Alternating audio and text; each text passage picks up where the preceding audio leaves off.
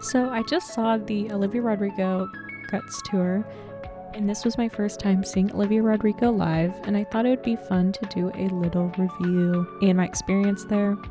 So I was very excited to see Olivia live because I've never seen her live before. I missed out to get tickets for this hour tour. The ticket sales came and went without me noticing, but this time I actually set a reminder to go to Ticketmaster and buy the tickets, and I actually ended up getting pretty good floor seats for about $195 per ticket, but with fees it was around $240, I think, which I don't even know how there's $50 in fees.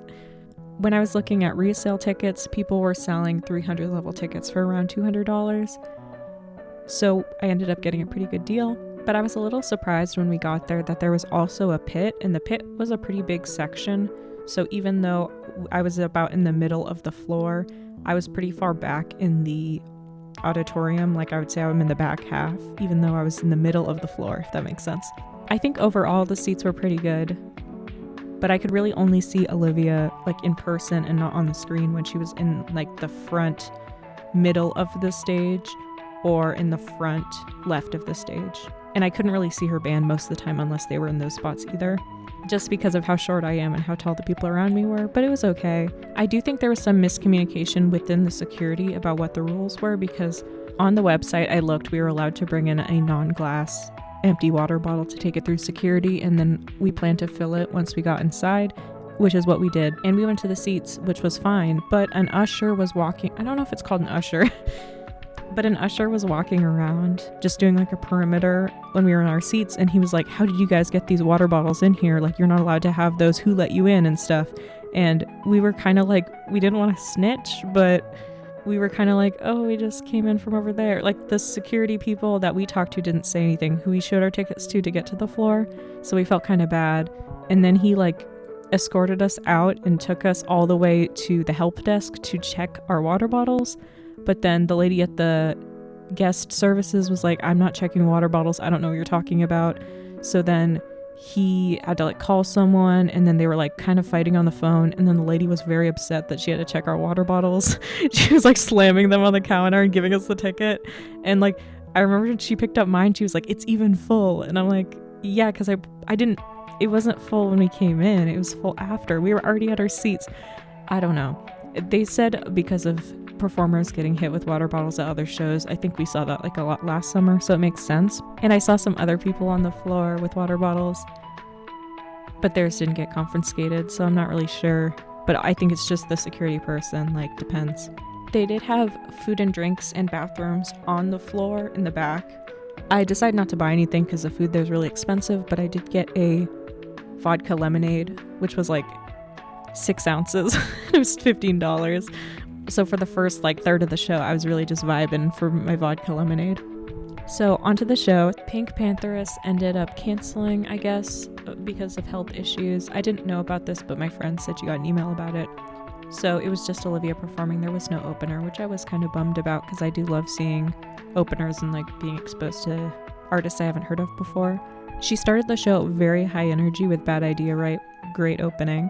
While she was performing Bad Idea Right, though, some girls came in late and they were tapping me on I was very into the song, singing and dancing and stuff, and then they tapped on my shoulder, and then there was basically no space on the floor. You can't stand and have people walk in front of your seat, basically.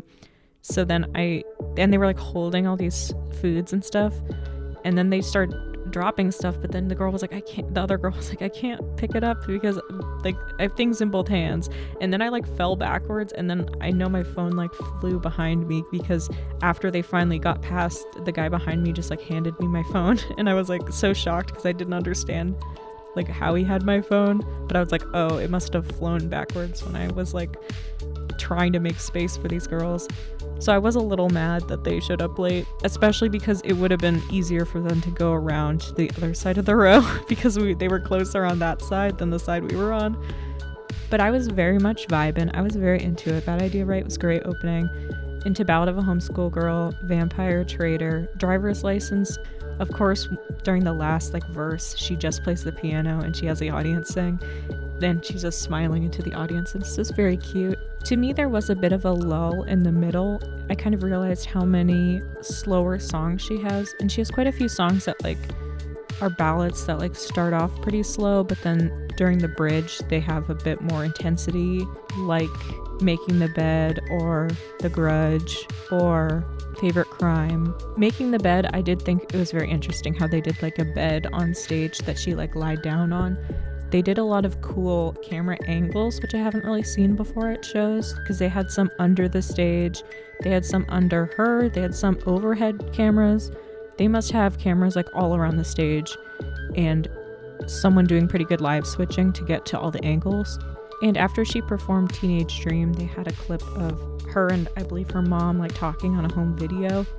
And honestly, I was really hoping they'd put like subtitles on the screen, because I have no idea what they were saying. I think it was about her performing her first something, but I don't know what their back and forth was. For Logical and Enough for You, she sat on the moon and it like had a track going around the stage. It was very cool. And I loved when the stars came down. That was probably my favorite part of the show visually. The stars coming down looked very nice, and the stars on the screen looked really pretty. But it just so happened where the track of the moon was, like it went directly above us, and we were like in the back corner. So the whole time she's on the track, she was either facing away from us, or we couldn't see her because she was above us, or she was sideways because she passed us. So I didn't really get to see her on the moon, but that's fine. We were probably like the only seats that didn't get to see her on the moon. There was a couple songs, I think like Lacey, they had a elevated stage that would come up, and she sang So American. I thought her intro was pretty cute, talking about how she was watching the Olympics backstage and stuff. She did have a little talking break where she was like, if you're here with your parents, hug your parents, and if you're here with your girlfriend or boyfriend, hug them, and if you're here with your best friend, you should hug them. And then she went off stage and like hugged Conan Gray, but it was only for like a second. We saw it on screen, and I was like, whoa, wait, was that Conan or did I make that up? It was cute to know that he was at the show with her. Happier, she talked about how she wrote it while she was on High School Musical. It's funny how she says, when I was acting in a show, I guess she doesn't want to be like, when I was in High School Musical, the series on Disney Plus, then I decided to leave the scene so I could record I Hope You're Happy But Don't Be Happier on a voice memo. But that was a cute story. And she just sung that like acoustic sitting on the floor with her guitarist. And Favorite Crime too. Deja Vu was great. Then we went a little bit lower, Energy again with The Grudge. And that was just her standing in the stage. And then we go into my favorite part of the show, which is more of like when it becomes a bit of a rock concert, is Brutal, Obsessed, and All American Bitch. I think those were all great, high energy. Obsessed was my favorite to see live. And for her encore, Good For You and Get Him Back were really good too. So I think like the last part of the show is my favorite. But it did kind of have a bit of a lull in the middle where I thought a lot of the songs were kind of low energy, and like, I don't know, the people around me weren't really singing or dancing, so the vibes weren't that good. There was a lot of parts where she would be like, sing it, and then I feel like we didn't really do a good job singing it. Like, I feel like people didn't know the words. I do love that she has an all-female band and all-female dancers. And when she came out for the encore, she wore a Twihard shirt, which I think was very cute. And I was like, if she's a real Twihard, she knows most of Twilight was filmed in Oregon and not Washington. But the show was great. She performed great. She was very charismatic on stage. And I loved her costuming too. I'm really trying to understand how she does quick changes where she changes out of fishnets into other tights. I feel like that would be so difficult without ripping them. Hey. So I wanted to do a little haul of all of the free stuff I got from the Olivia Rodrigo tour. This was a free postcard I got. This was by the Guts bus. And I got also this coupon for 50% off in-store Doc Martens. And I got these laces. I wasn't wearing Doc Martens, and it said you would only get these if you were wearing them, but I was wearing shoes that looked like Doc Martens, so maybe that's why they gave me these. And I got these Guts trading cards. And then this is my limited one I got for my show. Very cute. And this is all the free stuff I got. This is my desk that I edit computers.